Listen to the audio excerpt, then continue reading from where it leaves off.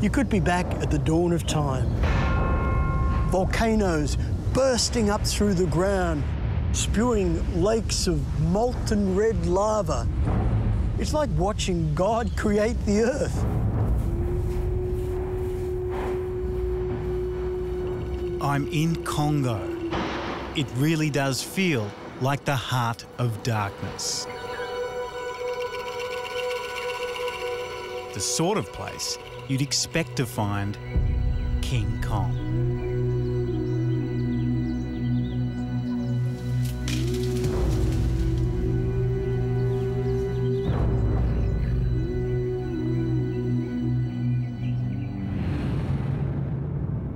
They live in Virunga National Park, ancient forest that straddles Rwanda and the Democratic Republic of Congo. Each family is led by an adult male called a silverback. Without his protection, the family is defenceless. The silverback's role is to defend the family. Can you imagine a young human kid, 6 years of age, dropped into a park and left there forever? That kid wouldn't survive.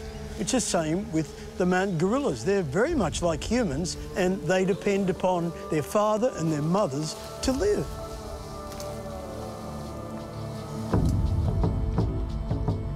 Paul Raffaele is the author of the acclaimed book, Among the Great Apes.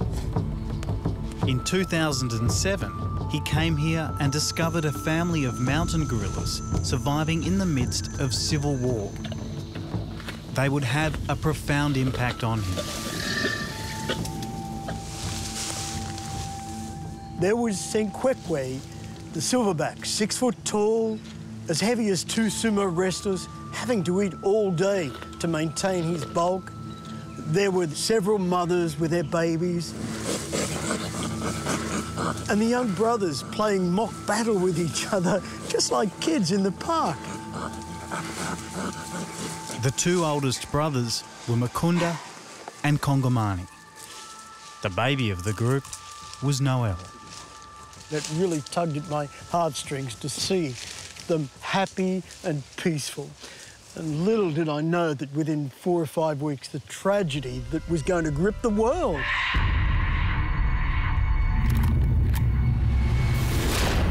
Unknown assailants entered the park and launched an attack. Witness to the horror was the chief warden who was camping in the gorilla sector when it happened. One evening we heard very distinctive gunshots coming from deep inside the forest. We organised a patrol and set out the next morning. After several hours of walking through the forest, we came across this terrible scene, which was the massacre of the Uganda group.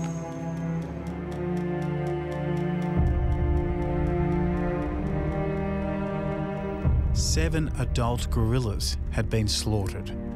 The silverback Senkwekwe had been shot 8 times in the back. Some of his wives had been doused in petrol and set alight.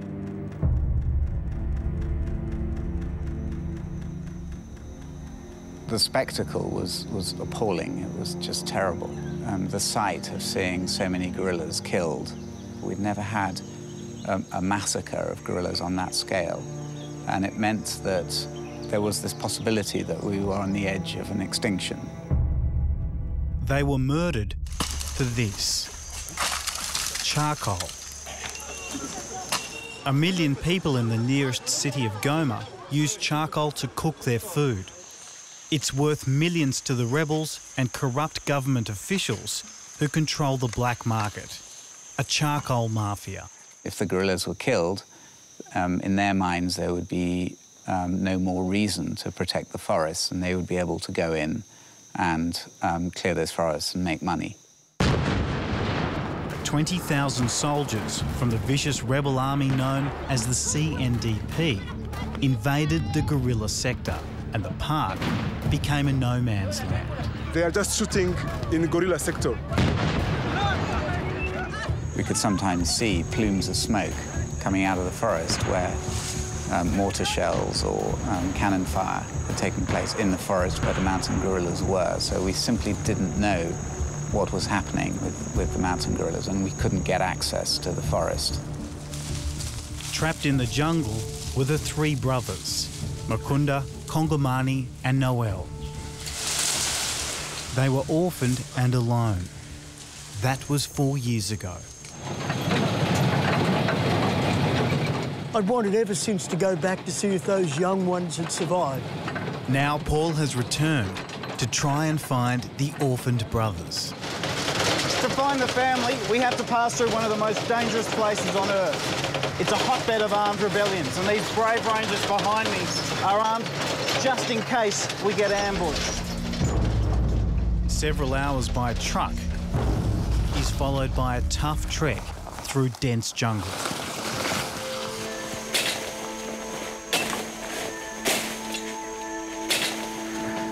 Gorillas have been seen here, but they're constantly on the move.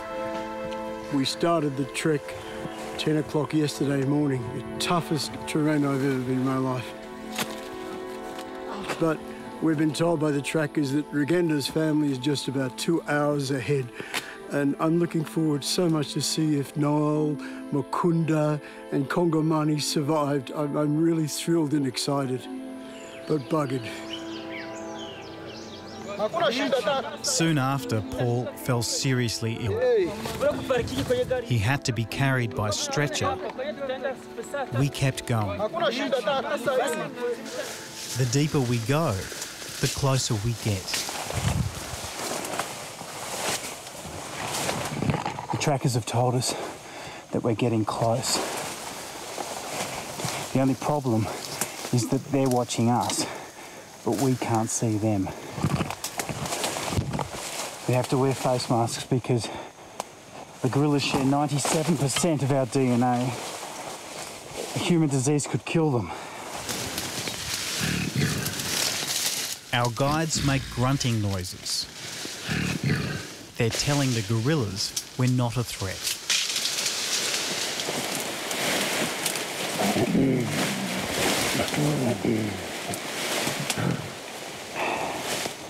There he is. That's the big chief. Oh, wow. He's huge.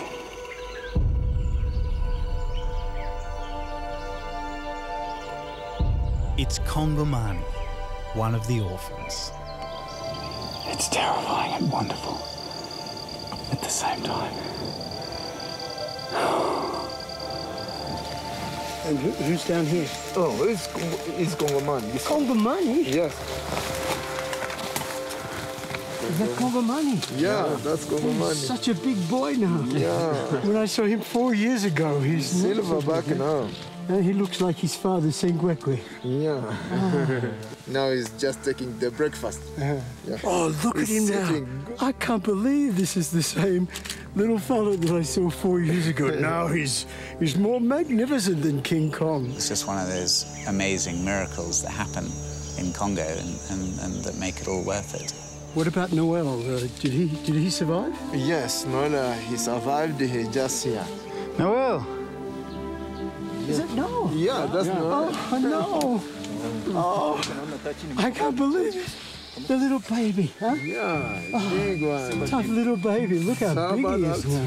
Yeah. Amazing how he survived. Eating, you see, yeah. Yeah, how he survived that massacre. He survived the massacre.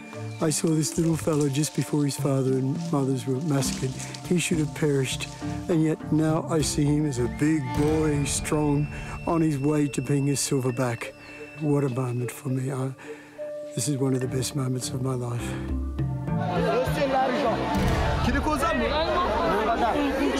But there was one missing, the other brother, Mukunda. I asked the trackers and they told me an astonishing tale. Mukunda had gone rogue. He left the group, he became quite solitary. Several times we found him hanging out in the villages, causing general chaos. And we'd have to go in and dart him and carry him back into the forest and hope that he wasn't going to come out again, because obviously going in and destroying people's crops and destroying people's houses gets you into trouble. Mukunda has injured people, but the only people he's injured have been people with guns. So he remembers. Dr. Jan Raymer led a team of vets trained to help the gorillas. Most remarkable to her is not only their survival, but the fact they've started to breed again. There's an adult female up in a nest in the foliage. She's got her 3-4-month-old baby with her. She looks pretty content. We don't see any signs of respiratory disease, no signs of illness or injury. She's doing fine. Okay, now look.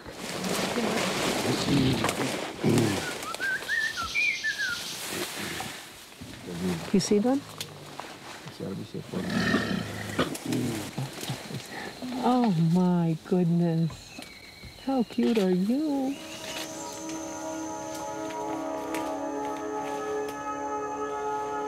Thousands of rebels still remain in Virunga Park and threaten to take it over again. A small army of rangers remain, but the survival of the last 800 mountain gorillas left in the world comes at a cost. How many of your rangers have you lost? Since the war started in 1996, we've lost just over 150 of our men. I consider them as brothers, as sisters. Is that why you put your lives on the line? Yeah, it's why we put our lives online, because of loving them too much. You know, every time you save a gorilla's life, it feels really, really good, and it feels like you're helping. Are they critically endangered? Absolutely, but there's hope.